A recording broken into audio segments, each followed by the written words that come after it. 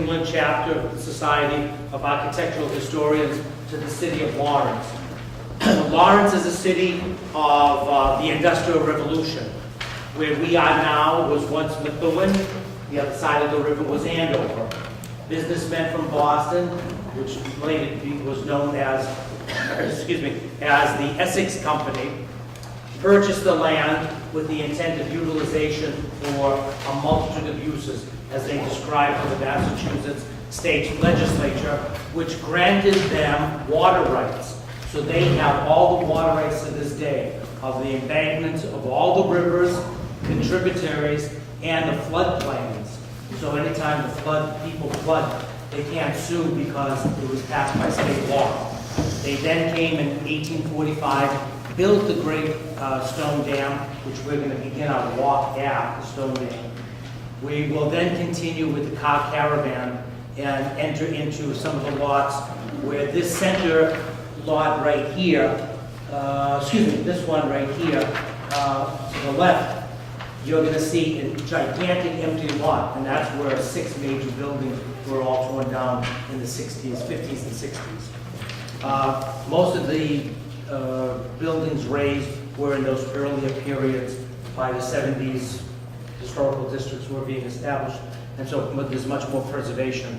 But occasionally we lose the battle with major projects about a particular section of the mill is in the way, and we've had to compromise at some point. But what we wanted to do is David will describe where the route that we'll take, and we'll be able to see the street right through this window. We'll have an idea where we're going, and we want to minimize the amount of cars so no one gets lost. And then the afternoon tour, once we have lunch, will be by foot because all of the other buildings are very close to each other and it makes for a very simple walk in the afternoon. The Essex Company in 1845 passed legislation, purchased water rights and everything else. Its first project was the building of the Great Stone Dam. It was a technical marvel at that period. It was built on a natural fault of 19 feet. It was known as Bardwell Falls. It was a rippling effect that occurred. Right behind us from this point back is all ledge.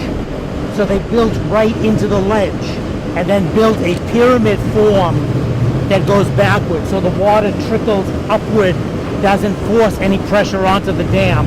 So when it was checked during the hydro plant's development in the 1970s, the stone dam has never moved. It is 900 feet across. The 2 wings that exist, that extend out to support it, it makes it 1,600. So there's 300 feet of supporting structure that's underneath us, maintaining a 30-foot wall of granite that extends about 120 feet slowly back into the grid. So the thing is never going to move, you know. All the water that you see... Giant wedge. Exactly. So the water trickles actually over it and has no effect whatsoever. And when the water cascades down, there's no way that it can eat away at its foundation because the foundation is built right into the wedge. So it has approximately 10 feet of solid rock that it's hitting underneath. So it's an absolute marvel. We had a little thing that was rubber stamped not too long ago by the Mass Historic and allowed them to change the top for retaining more water, and they actually cut into the stone dam. It's on the National Register, and this was a bit of a scandal because it was shuffled around paperwork in Boston, never came to us as locally, and they indicated that no alterations would be done to the dam, but they did actually change the dam. The water that you see now is just average overflow that exists in the springtime. In great flood years, it's been as high as the first floor windows of the cottage over there. In this area in 1936, this complete floodplain was covered with water. So we would be approximately 7 feet underwater at this point. So this bridge is sometimes underwater? It actually had, during the 36, the waves tapped right along the bridge. but because the land behind it is lower, so the water that couldn't flow fast enough flowed out the back sides and then flooded the floodplain. In the spring of 2006, when we had all that flooding, what did it look like here? A little higher than this. And in 1986, 87, and 88 were 3 years of high flood, which actually, when we go through the parking lot, the water level was at the parking lot level, just inches away from flooding into again. But it never got to that peak. So what you're saying is this low water now? This is fairly high. This is what we call spring melt. We just walked past was the gatekeeper's house. Initially it was built as, that's the first site of the Essex Company's office, built in 1845. So it's right in that little building there, which I love that building. It's such a perfect, proportionally little Greek revival house. You know, look at that. The pilasters, the cornice and the pilasters are original, just as the foundation is, but the clapboards have been replaced. So this is where it all took place, right in that house as they were building that dam. Who owns it today? Well, This is still, I think that building is still owned by the Essex Company, because they own all this. all yes, the because water they rights. own that and they own The the shed Essex over there. Company It had been rented out It's to now the hydroelectric power, and then it was bought by another corporation, and now it's an international corporation called Enel. That's they. the main headquarters. So they are our Essex Company. You know, But there'll always be an Essex Company, because the legislation by Massachusetts says the Essex Company is the receiver and ownership of all the water rights. So as long as there's a Lawrence, there'll always be an Essex Company. yeah. And those water rights extend up to Lowell, but they extend even further. The Lawrence Associates got together with the Lowell Associates and bought the water rights for $500,000 to Lake Winnipesaukee, which feeds into the Pemigewasset, which then becomes the Merrimack coming down. And I think that actually Pemigewasset begins. Do you know where the Wiley House is in Crawford Notch, where that famous stone? There's a lake across the street. And what we saw with the dam over there, before the dam was built, you wouldn't see that much water. We'd be looking down into a series of rapids. That when that dam was built, they created what we call the pond, which is equivalent like 10,000 horsepower of energy behind it. That water is then funneled into the North Canal and into the South Canal. They built the North Canal first. This is the gatehouse with straddles on the top of it, and inside there were 24 different gates that could be raised and lowered. And that was the real, the Essex Company thing. That's where we're really going to make our money. Not by us building mills and making cloth, but by us creating the ability for other people to create the cloth using our water power. So when you would buy a plot of land from the Essex Company, they might build the mill for you, or you could build it yourself, but most often the early ones were built as speculation by the Essex Company and then sold. But when that was sold to you, it was made quite clear that, determined by the size of your mill, you would be allowed, or you would be guaranteed so much water. Whether you would be asked to pay for so much water, whether you used it or not, determined upon the square footage of the mill. So they would determine how much water you would need to power that. If you wanted more water, you could buy that. It was all regulated here. And it was then after the Essex Company moved out of here, the gatekeeper moved in with his family. And there was a gatekeeper in there right up until the 1980s. Measuring the amount of water that would come in on this side, another gatekeeper's house on the other end of the canal, which is about a mile away. And they would measure how much water was going up, and they would be able to regulate, like a mill might probably say, we need more water, so they would open more gates on the side of it. They're within this building here, right underneath there. They're electrically powered now, and they're still in use, you know. And on the other side, you can see that granite outcropping over there. That's the headway of the locks. So when they built this dam, by law, you had to guarantee the rights of barges to come upriver. Now, the barges had to be pretty flat to get underneath some of the bridges along the canal. But, you know, when I think about why are the bridges so, how many barges can come up? But right now, with railroads growing, the transportation is changing. It's not so much by river, but we do have to allow barges to come up. So, but that walk was cemented up in the, I think it was in the 70s. But why are we doing Well, it doesn't go all the way, those walls don't go all the way down, I see. you know, and so the gates are, there's a long room through here where this the gatekeeper would control it, and in the ice time, in the winter time too, you'd have to go in there for salt and such and chocolate ice. The question is, was it coincidental that the canal was here and even before the dam? No, they were built concurrently. So while they were building the dam, they're working on this over here. And this opens up in about 1848. But in 1847, they did a test run. You know, there's, you see the wall over there, that rough granite. That's similar to what the walls of the canal look like. They're about 12, if you go on the other side, you'll see it. They're about 12 feet, the canal is about 12 feet thick, deep. And it runs for about a mile, and it's about 100 feet across.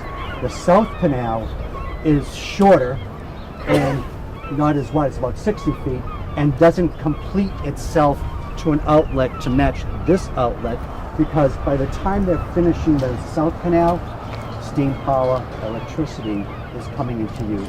And even though people are still using water power, with the electricity and steam power, now the mills start to expand. They don't have to be along the river. And hence, there go your boarding houses that we were just in. So the land across becomes valuable as an industrial site also. Let's just take a look on the other side. A mill such as this one over here where it says Pacific Paper Products, and you see small windows. That would be a warehouse where they would store either the cotton or the wool to keep the sunlight out of it. When you see the windows that are wide, that means it's a working mill. And you'll see that design change as we go along on our the second and third generation of mills. So when people come in, you have to realize that it didn't always look like this. It grew, and older mills, to keep up with the competition, to keep up with technology, would be torn down and then rebuilt.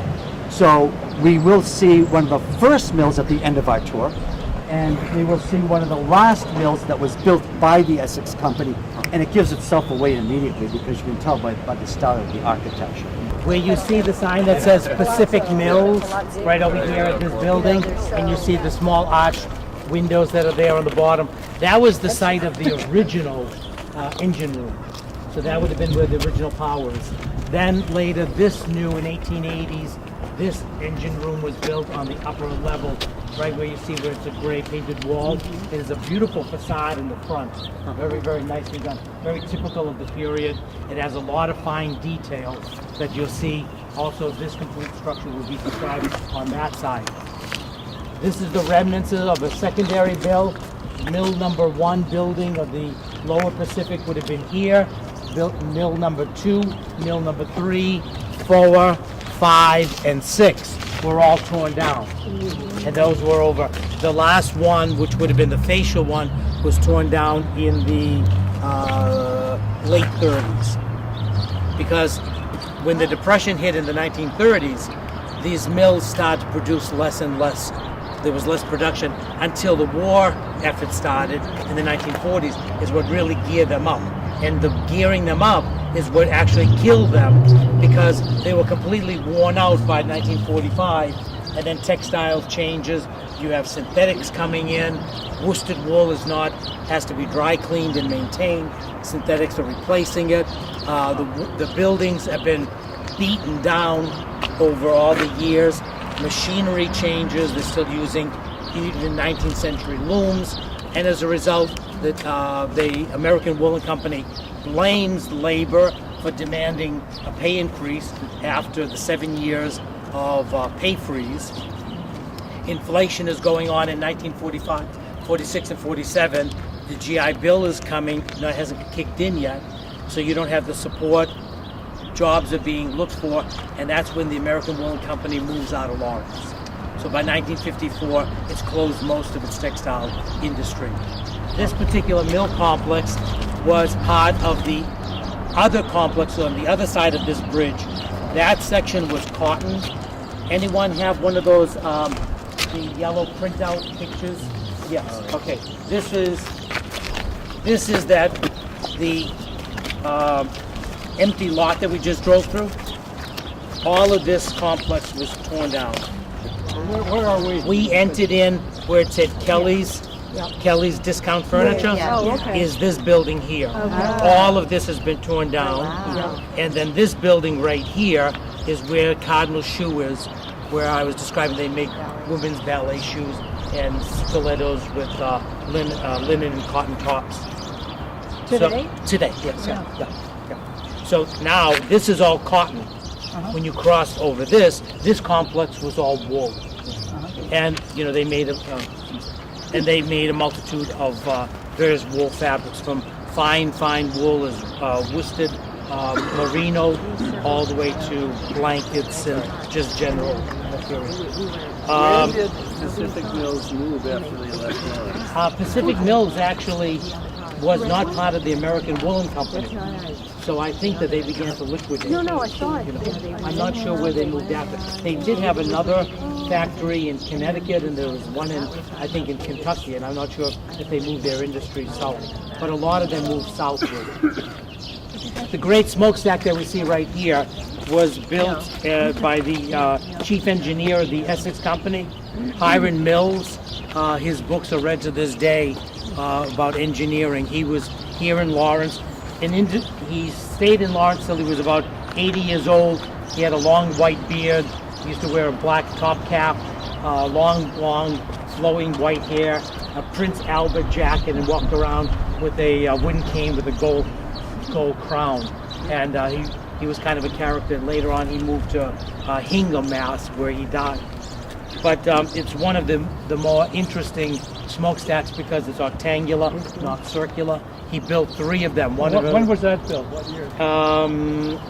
I would say 1882, 83, because that's part of this complex. Yeah. And this is 82, so I think by that point. He built the other one that was taken down, part of it was taken down, and the third one that we know of that same design is in Lowell. And is presently under protection, but they need to restore it also. We see it as a shame that, there's cell tower usage, but actually that's what's saving it right now, because there's annual inspections that are done. They're making a lot of money of capital on the existence of the smokestack, and that's why it's in pristine condition. Who did you say designed it? It's amazing. Hiram Mills. Hiram, H-I-R-A-M. Hiram Mills. This 1873 is when this one was done. Rectangular, it's 225 feet high, 11 feet in diameter, and 8 feet 6 inches at the top. And then it has a 7-foot flue entranceway at the very bottom, which was originally attached onto the structure, which is the engine, which is known as the engine room. Yep. What Is was that the all height again? freestanding masonry? There's Yes. no Brick. steel inside? There's a what they call a shaft or skin, but it's ceramic and it's kind of like a flue. It's a But blue. it doesn't support it. It doesn't support it. This It's is a a brick. freestanding. It's amazing. It was a great acquisition. That's why when we lost the other part of it, we were very disappointed because it was, we had lost such an important piece. Would the investors in Pacific Mills the same as all of those that were? Well, the Essex Company is the corporation that buys all of the land, gets the water rights, it begins the canal system. It's the one that is, what they do is, you'll see this when you get to the Essex Company corporate building. We're going to go in the safe and see all the material. But they plan the whole city up. They eradicate every street, they strip down every tree, they put in brand new roads and everything else. And then they begin selling their land and the land itself. And then this land is purchased. The first structure that we see when we get up here is Abbott Lawrence's building. He's the one invested in the first part. But we're going to see that when we go around. We'll talk more about that. So the Lawrence family is part of this. Lawrence family. Oh, Essex- yes. Oh, this is yes. the Oh, Essex. it's the Essex Company. Yeah, and he's our first mayor. Yep. Abbott Lawrence. and then all of the other engineers, Sturrow from the Sturrow family of Boston, Sturrow, Charles Sturrow. So he's our second mayor. So it's really a corporate city. Now we do have a. Going to see the yeah. Oh, yeah. We have the availability to see the turbine. Then it became Connecticut Hydro, and then after Connecticut Hydro sold out, they sold to Enel, which is an Italian company, international. They decided that it was too much of a problem selling water rights, maintaining how much water. Then they had to maintain the canals, they had to maintain the filter systems and everything else. So they decided they were going to cut the water supplies off to the factories. So until the 1980s, these turbines were functioning, and they could be started up again. There's absolutely nothing wrong with them whatsoever. They're ready to go, just to be cleaned and set back into motion. So they said that that particular law, that particular arrangement is coming to a close in about 10 to 15 years. So then the question will be, can green energy come back in on the North Canal? Because if these turbines could be turned back on, they could begin selling electricity again. But then there would be competition with the hydroelectric plant. So again, there's a lot of politics and money questions invested. But I thought you'd get a kick to see, I mean, how many turbines are there? There's Three. And he could have how many? Oh, they could run this complete group. We're rated to operate up to 16 hours a day. Wow. So, we are a 1.98 megawatt facility, so we'll be able to produce 14, 15 million kilowatts per year.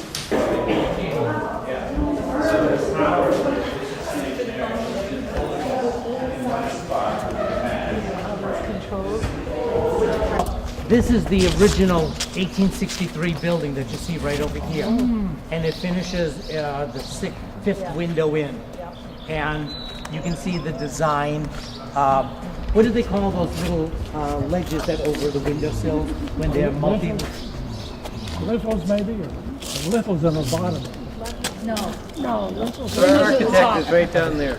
What's the question we got? Linda's the top. Architectural question, please? What do we got? Well, see, if you look at the 1863 building right over here, see how it has a complete framework of bricks that extend out, and then it has a little lip. It's completely different than the modified one, which just has a tiny lip. Simplified? Well, this is the much later building. This is built after. See, and you can look at the fine detail of the dental more work and finished everything brick. else on the top. And then slowly it becomes a little more modified, and you have, the ties, and the roofing isn't as fancy as the other. Sure that's not just the street side, the nice look? No. These are And that's built. the less- As soon as you get to this chimney, this staircase that's here, they ran out of space. So what they did was they filled in the Merrimack River because they needed, to be tied in. So they filled in the Merrimack from this staircase here all the way down to the very end. To the very end is a third section. Then you can see it divides, and the bricks change color just about after that catwalk. And you see that there's another set of bricks and the windows no longer have the little lip over the edge. Now they're rounded and they're flat. So you can see the three different structures, three separate sections. David, Okay, why don't we take a walk down? I'll show you the largest woolen textile mill in the world. when there was a flood. See that first set of windows? See where that truck is? The water was at that level. I can't tell you where it was on this side because it's a phased drop. But standing here in the 1980s, just about where that truck is, was less than 1.5 feet away from what the water level was. As Jonas was explaining earlier, we come a little bit closer. You can see again where the newer mill was added. See that transept over there? Did very well up there, and as a result, he came down to Lawrence and he started to buy up some existing mills already. He bought the old Washington mills, which he tore down because they were out of date, and he rebuilt them. Well, they were doing fine until the Depression, and he was losing money. He needed somebody to help him out of this depression. He came across this young whippersnapper named William Madison Wood, who was a second generation Portuguese, a man from the New Bedford area. He hired Billy Wood to come up and rescue his mills, which he did, and they began to turn a profit. And at this time in history, the idea of mergers, corporate mergers, was coming into fashion. So they formed what would be called the American Woolen Company. So they joined 7 other mill complexes together. They merged them to create the American Woolen Company, which made them the largest. Now, that's just not here in Lawrence, but they had over 60 mills.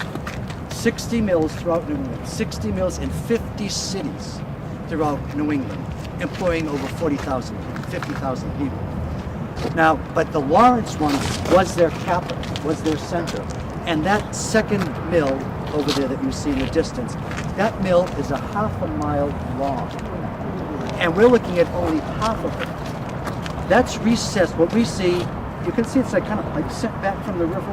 Imagine that double. And that's what it was. It was 30 acres of floor space in that mill. And and Lawrence's mills were wool. Yes, some cotton, but to make a general distinction, Lowell's cotton, Lawrence's wool. There are cotton mills here, but the wool is the main thing. Billy Wood became the Secretary-Treasurer of the American Woolen Company. In 1888, he really secured his position because he married the daughter of Frederick Eyre, which was really, when you think about it, quite scandalous. You know, a Portuguese of an immigrant family marrying into this Boston Brahmin. You know, I was just talking earlier about the Lawrences and the Lowells and the Appletons and the Jacksons. They don't live here. They stay in Boston. And they are part of the Boston Associates. I think I mentioned before about that small nucleus of folk that are still around, not here, but they're still in the North Shore area, in the Boston area. David, so you just briefly mentioned that we have some tour guide leaders from Boston. Mention some of the family names of the Museum of Fine Arts. Oh, they're all there, like Guy Lowell, who built the Museum of Fine Arts. He was the nephew of Abbott Lawrence Lowell. You see that Abbott Lawrence Lowell is a name that we still see today, keep passing on. As a matter of fact, about a year ago we had a tour. We brought them to the Immigrant City Archives, where we're going to end up, our Lawrence History Center. And as people signed the guest book, Abbott Lawrence signed the guest book. The great-great-great-great-grandson. And here he is coming back, you know. But the American Woolen Company is formed, and by 1905, after he marries Frederick Eyre's daughter and all, Billy Wood becomes the president of the American Woolen Company, and he builds that mill. And the idea is that the American Woolen Company can be completely self-sufficient. They don't have to buy yarn from anybody, that they'll produce everything. And so raw wool would come in at the building at one end and come out completely as a finished product, and they would supply the yarn for all their other mills, so they don't have to go into the open market. Well, that's begun in the fall and September of 1905. By spring, in April 1906, they're in production. Now, it's not the whole mill that you see. I mean, it's added on sequentially over the years, but they're working. That even wasn't big enough to supply, and 1 million pounds of wool a week would enter into that building. So that means you have to shear 10,000 sheep, roughly, as an average. And in a year, they would produce enough cloth in that one mill to circumnavigate the globe at the equator and go up and down the east coast. The mills never stopped. They just were on constant, like 3 shifts, always going. As big as that mill was, it wasn't big enough. So Billy Wood adds the Eyre Mill across the street, named in honor of his father-in-law. And he hires this architect, Charles Maine, who did a lot of mill construction here. And originally, Billy Wood, see that tower? Billy Wood wanted 4 towers marking each of the corners of the building. And again, we're seeing about 2/3 of the original building. The powerhouse has been cut down. And by this time, too, they're not using water power. They're using like steam, electricity. So Charles Maine, though, convinces him, rather than the 4 smaller towers, why don't we just build one monumental tower, which is in testimony to his father-in-law. So that has become like a beacon of Lawrence. We're going to see a better view of that when we come up to the canal, and I'll tell you a little bit more about that. But during the strike of 1912, which we'll talk about later, the American Woolen Company plays a pivotal role because they are the biggest employer in Lawrence. In Lawrence alone, they employ about 15,000 people in that mill. If everyone can just draw their attention, see on the first set of windows, 1, 2, on the first level, 1, 2, 3, 4. See the fifth complex of windows, and see the purple shaded windows. That's some of the original windows from when this building was built. Now those are scored, and also sometimes we'd have a double scored one. That's kind of what you see in the old-fashioned showers, and so you can't see through it. And the reason was to diffuse the light, because you needed to be able to have diffused light, kind of what would be incandescent lighting to them, so that you could see flaws in the clock. If the light was too bright, you couldn't see a shadow, and you couldn't tell that there was a flaw that needed to be mended. And so most of all of the original windows, even some of the ones that are painted on the upper level, and you see remnants of them up on the upper level throughout the whole thing. It's just a very interesting, method of utilizing direct sunlight. And that's why the windows are the size that they are, because you needed a strong amount of light to be able to do production. Yeah. And by 8, yes? I have 2 questions. Go ahead. Well, I was just going to, this is kind of interesting to read the building codes of 1865. This stuff just doesn't happen by accident. And there were codes about building on Essex Street. Now this is starting with the first Essex company. Your buildings had to be on Essex Street, and the rooming house had to be built of brick with granite cornices. If it's of a height of 3 stories with a slate roof, because that changes as the industry is going. But in 1865, the slow burn standards, that fire is a really important issue. Water sprinkler systems throughout the mills, supplied with water both from cisterns in the mills and from exterior reservoirs, which could be the canals. External towers with firewalls and doors. So your stair towers are in, the steel walls are in towers outside of the mill, attached to it, but separate. Walls of brick or stone, the stone is going to change to pure brick later on. Roofs of slate, tin, or gravel. Separate powerhouses. Again, safety issues. Separate houses for flammable operations. Double floor timbers of southern pine, 7 by 16 inches. Columns of boxed southern pine or cast iron, which is going to present a problem down the road.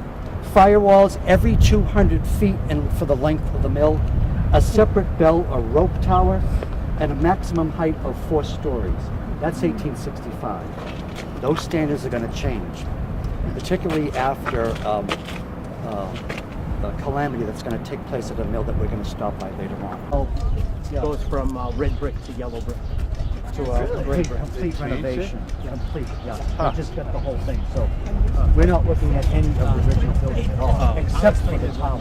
Oh, wow. So, and the original building set back the tower to the mill. Yes. Oh, really? Yeah. But they left the town. Yeah, thank goodness. Quite a landmark. Yeah. It's a stylized eagle. Symbol of the city. The city is a. And if there are any folks that have their degrees in architecture that could help us out and identify the style specific, you could say, we usually say like Victorian, Renaissance, Italianate, kind of Baroque, curves and everything. French. Well, okay, I got one point on that. Yeah. The architect for the reconstruction is the same architect that did this building and this building over here. You know, going to talk about that. It was George Adams. That's nice. But the architect for the first city hall. I know. Like this building here has 2 sections. There's the original one, but that was James Barker, local architect. Well, let's do the key. Yeah. Okay. Lawrence, incorporated city, 1845. The corporation eradicates all of the original streets, that existed, and starts setting in a grid form. Where we were at that tower back over there is the industrial district. You cross Essex Street, which is your commercial district. Then you had your municipality. So you have City Hall, Courthouse, plus all of the Protestant churches. It happened to be, Lawrence is founded just when the imposed famine on Ireland occurs. So you have cheap, free labor that comes to Lawrence. So that was the big first wave of immigration right within the first year. And the majority of the people that built the dam, the canals, did all the cobblestones, set all the curbs, and planned the city, worked developing the city, had the first wave of Irish. Canadians arrived shortly after that. So you have a very large Canadians that come down. They extend to the new mills. They're coming from Manchester, Nashua, and Lowell, which have already been established as mill cities. This is the new mill city, the new city on the Merrimack.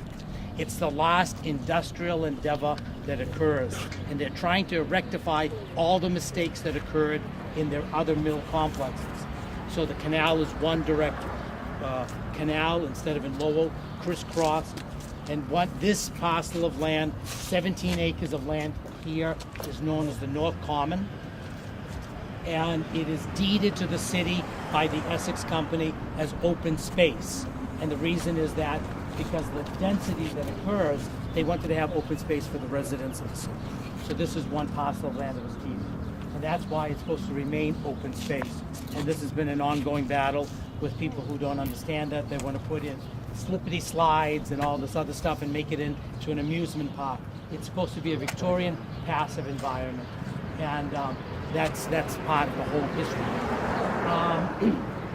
The City Hall was built in 1845.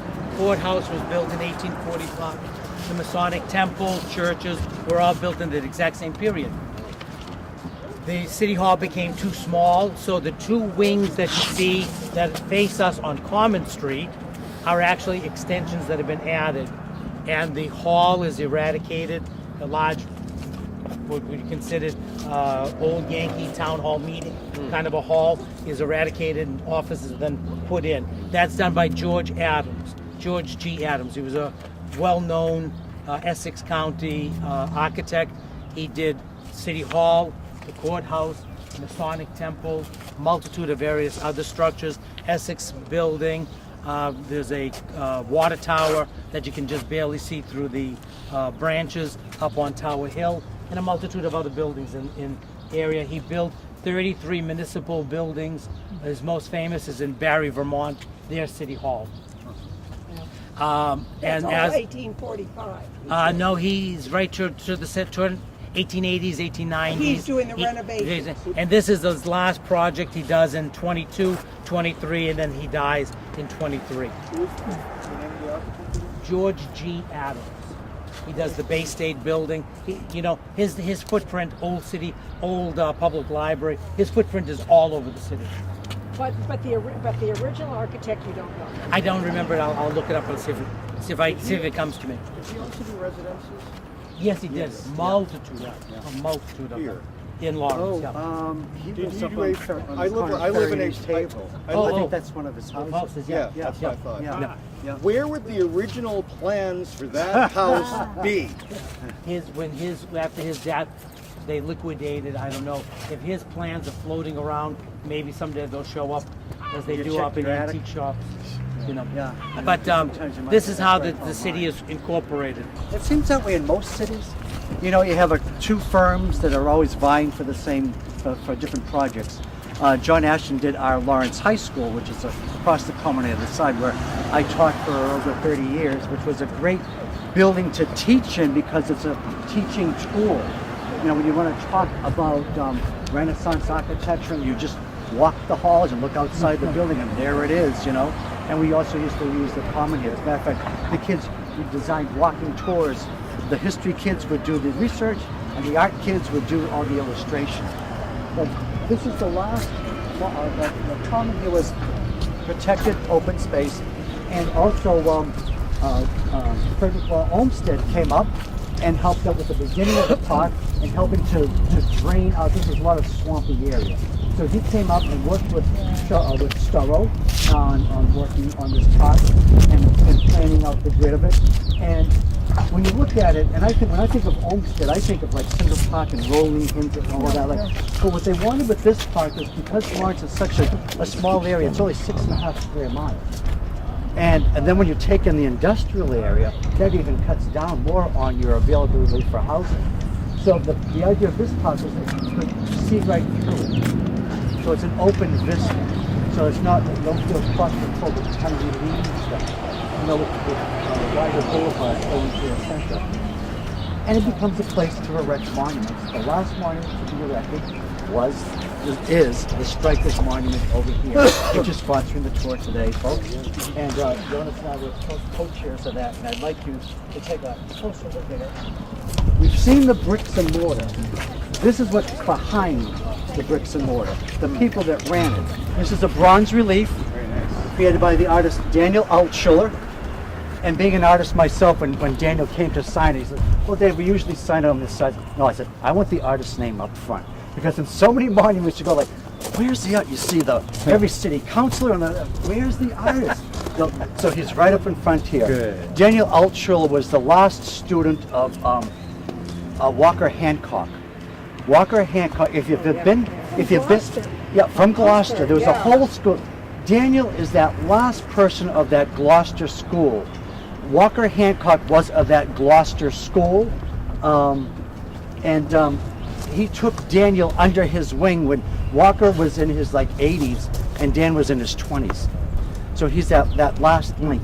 Have you been to the new wing of the Museum of Fine Arts, the American wing? Yes. On the top floor, there's a monument to the dead of World War II, a monument to the top. The railroad workers from Pennsylvania. That's a scale model that Daniel's teacher made. That's just the scale model.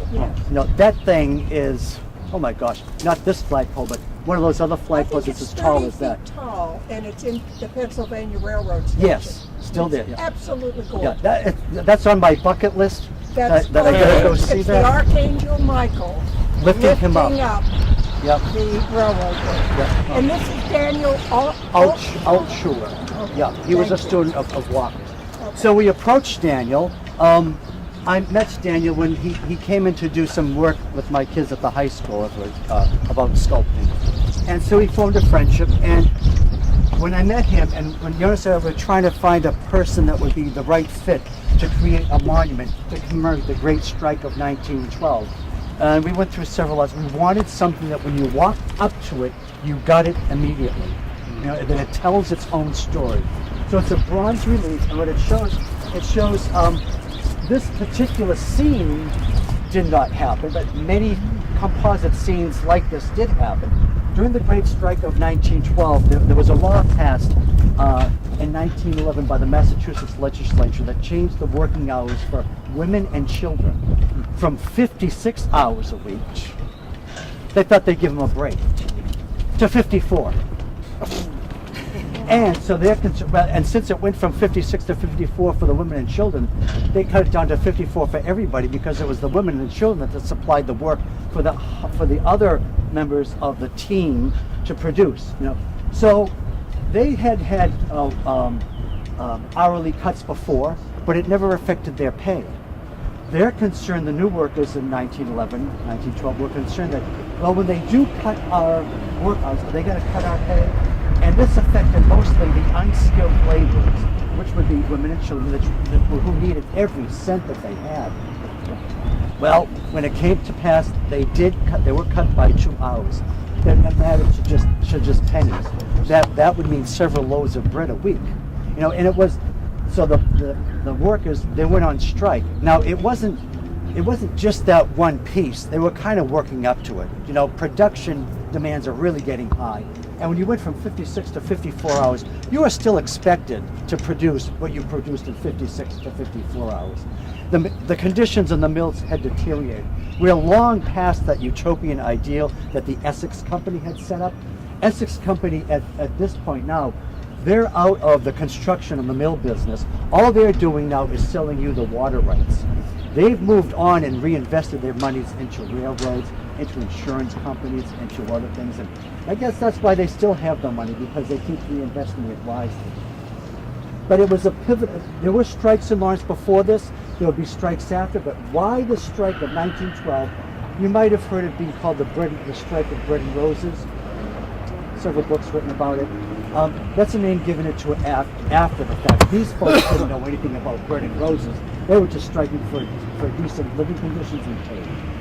So the strike started in January 15th, which was a Monday. People got paid on a Friday. They wanted to see if their pay was going to be cut. It was, so they decided to walk out on that Friday. Many thousands of people walked out. But it was the weekend that was the important part, because you have a chance to go home and talk to your family and say, I don't know, there's no workman's comp, there's no social security, there's nothing to take care of you. But on Friday, the strike continued at its height. There were 15,000 people that walked off of their jobs, affecting 25,000 jobs.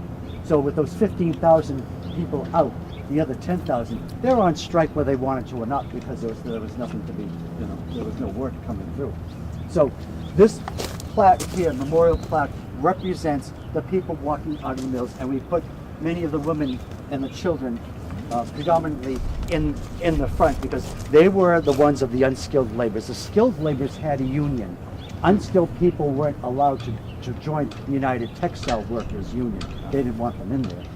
And probably for several reasons. One, that they were unskilled. Another, that they were the newest immigrants to come.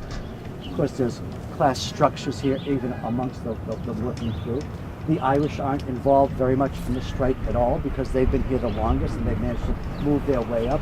It's more of Eastern Europeans, Mediterranean folks that are the crux of the strike.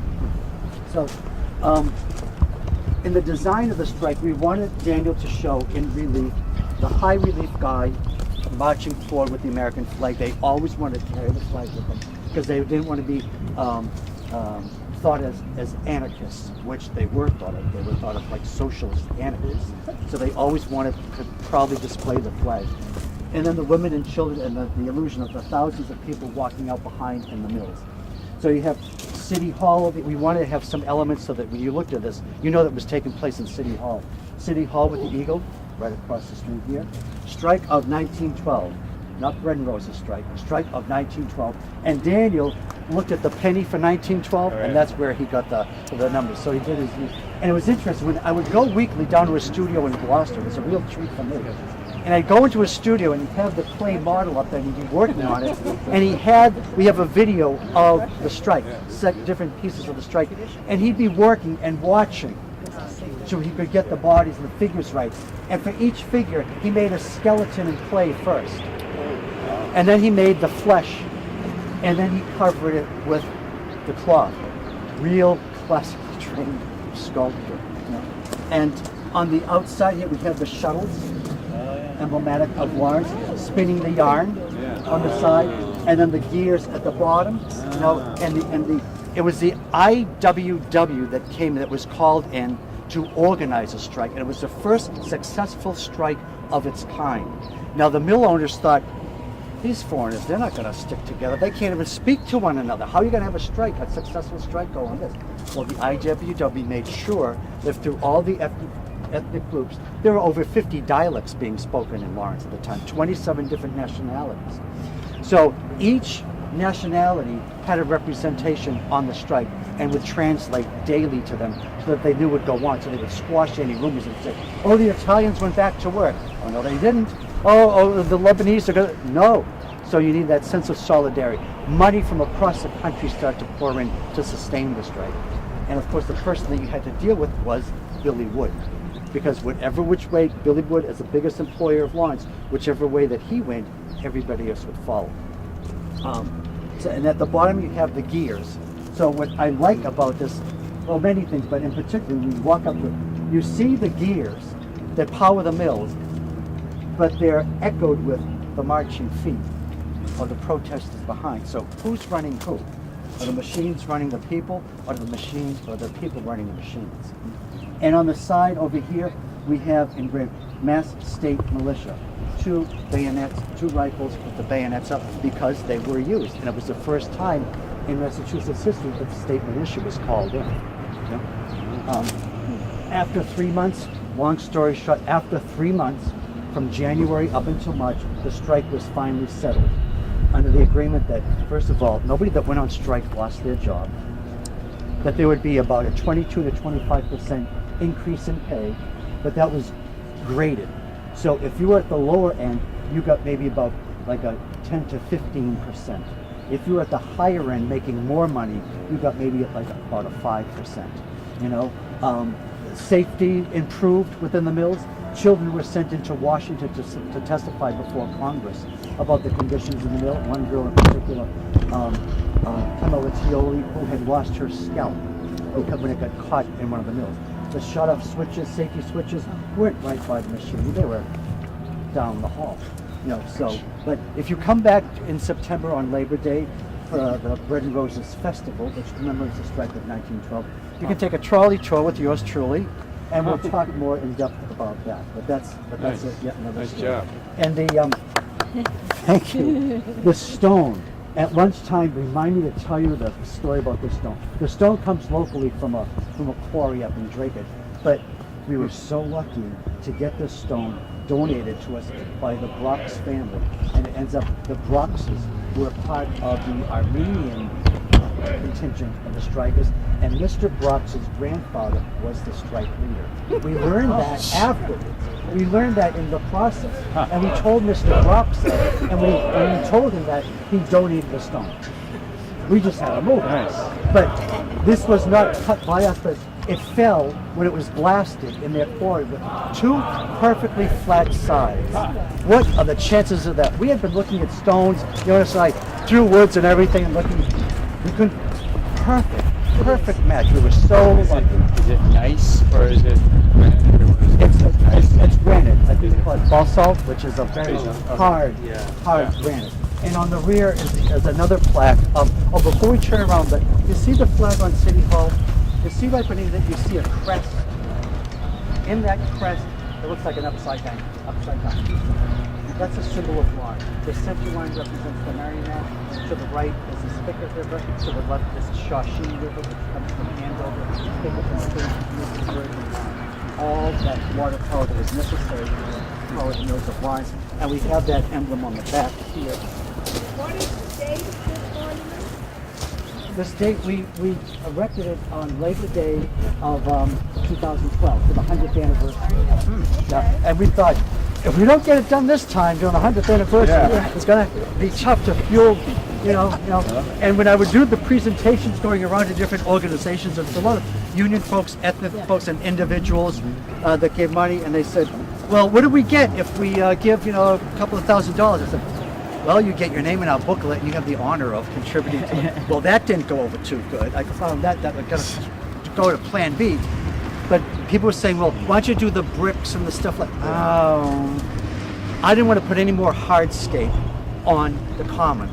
So what we did agree to was those slabs in the front. So you don't see them till you come up. So if you donated $2,500 or more, you got your name inscribed. And incidentally, our greatest donor, the granddaughter of the granddaughter-in-law of William Wood. Now remember, if you want to say it was a bad guy in the whole picture, I guess you can blame William Wood, but the more I learn about it, it hit him blind. He was blindsided by it in a way. He thought of himself being very paternal. But that's a whole other story. But anyway, the granddaughter-in-law of Billy Wood, Jonas and I went with her with our drawings, the plans and schematics. Maybe she'd like to donate. No, after all, it's 100 years.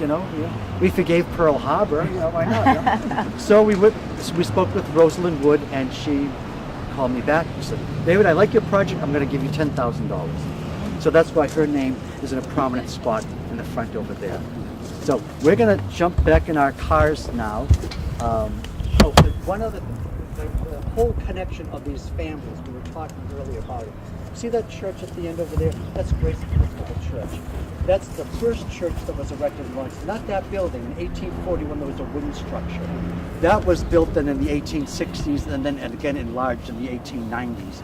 But Bishop William Lawrence, who became the Bishop of Massachusetts, that was his parish, and he was a descendant of the Lawrences here. And the president of Harvard University at the time of the strike who told the Harvard boys, in lieu of your exams, you can get on the trolleys and go up there and teach those strikers a good lesson, was none other than Abbott Lawrence Lowell. And I've recently found that Abbott Lawrence Lowell is a guy that really gave us, I don't want to paint him as such a bad guy, but he gave us the look of Harvard that we understand Harvard to be today. He hired the architect, who was John Coolidge, to design those 9 outstanding river houses, those big dorms that brought, he wanted to bring the upperclassmen back onto campus. As I understand it, once you were, freshmen lived on campus, upperclassmen, I'm bolting out of here to my own apartment. He thought it was important that they all stayed on campus. So he built those magnificent buildings in the 30s, those bricks, those brick buildings.